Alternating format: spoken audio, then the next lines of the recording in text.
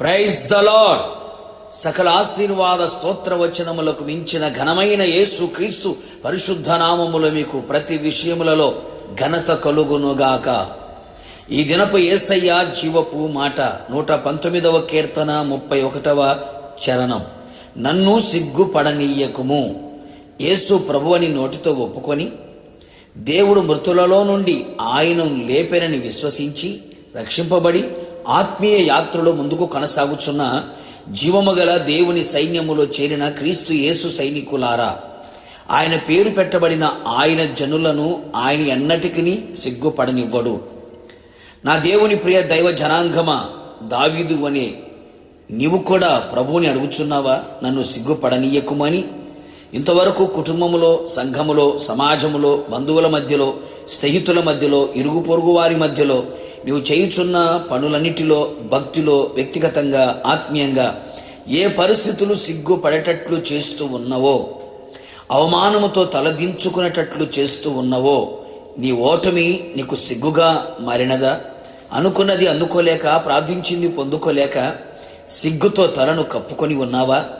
ఏది చేసినా కలిసి రాక, సఫలమవ్వక, పరిస్థితులన్నీ పగపట్టినట్లుగా ప్రతికూలంగా నిలిచి ఉండగా ఏమి చెయ్యాలో దిక్కు తోచక నిరాశతో, అవమానముతో, సిగ్గుతో తల దించుకొని ఉన్నావా? నా ప్రియ దేవుని స్నేహితుడా, దిగులు చెందకు, అధైర్యపడకు, కృంగిపోకు. నీ తల పైకెత్తగల దేవుడు నా యేసయ్య. అవమానము కలిగిన చోట నీకు రెట్టింపు ఘనతను ఇవ్వగల సర్వశక్తి గల దేవుడు నా యేసయ్య. యేసయ్య రక్తముతో కడగబడి, బాప్తిస్మము పొంది, ఆత్మచేత నింపబడి, ఆయన జనముగా, ఆయన పేరు పెట్టబడిన జనముగా నీవు మారుము. నిశ్చయముగా ఆయన నిన్ను సిగ్గుపడనివ్వడు.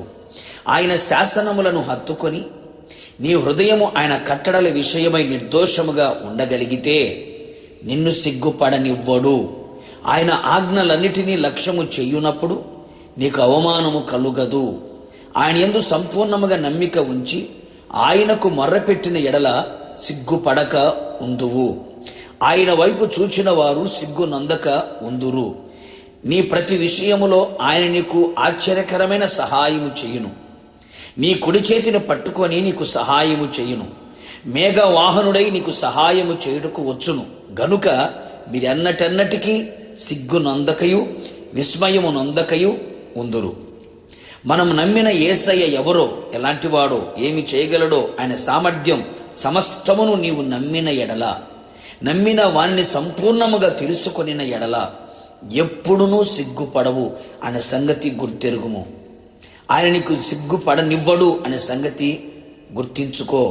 నా ప్రియ దేవుని బిడ్డ, ఈ విధముగా ఆయన సన్నిధిలో నిందారహితముగా నడుచుచు నిలుచుచు ఉందము. ఇక మీదట నీవు, నీ కుటుంబం, నీ కలిగిన సమస్తము ఏ విషయములలో సిగ్గుపడనివ్వకుండా నా యేసయ్య చెయ్యునుగాక. ఇక మీదట సిగ్గుతో తల కప్పుకొనక, భీతి చెందక ఉందువుగాక. ప్రభు ఎదుట ధైర్యముగా నిలిచి ఉండెదవు గాక. ప్రార్థన. అత్యంత కృపగలిగిన నా ప్రియ పరలోకపు తండ్రి, నీ పరిశుద్ధమైన పాదములకి కృతజ్ఞతాస్తుతులు చెల్లించుచున్నాం. నీ ప్రజలు ఏ పరిస్థితుల మధ్యలో సిగ్గుతో తలదించుకొని, భయముతో, భీతితో, అధైర్యముతో నింపబడి నడిపించబడుతూ ఉన్నారు. కృపతో వారిని జ్ఞాపకము చేసుకొని వారి తల పైకెత్తబడినట్లుగా, సిగ్గుకు, అవమానమునకు బదులుగా రెట్టింపు ఘనత కలుగునట్లుగా ప్రతి విషయములో మీరే సహాయము చేయుచు వారి జీవితంలో గొప్ప ఘనతను కలుగు చేయమని కోరుతూ ఉన్నాం. నిశ్చయముగా నమ్మిన బిడల్ని సిగ్గుపరిచే దేవుడు కాదు ప్రభువా. నేందు విశ్వాసం ఉంచు వారిని సిగ్గుపరిచే దేవుడు కానే కాదు. నిశ్చయముగా మీ ప్రజలందరూ సిగ్గుపడకుండా ఉండునట్లుగా మీరే ఘనపరిచి ఘనమైన కార్యాలు చేయమని యేసు నామములో అడిగి పొందుకొని ఉన్నాము తండ్రి, ఆమెన్. నిశ్చయముగా మీరును మీ కుటుంబ సభ్యులందరూ ఇక మీదట సిగ్గుపడక ఉందురుగాక. నా యేసయ్య మిమ్మును ఘనపరచును గాక. God bless you.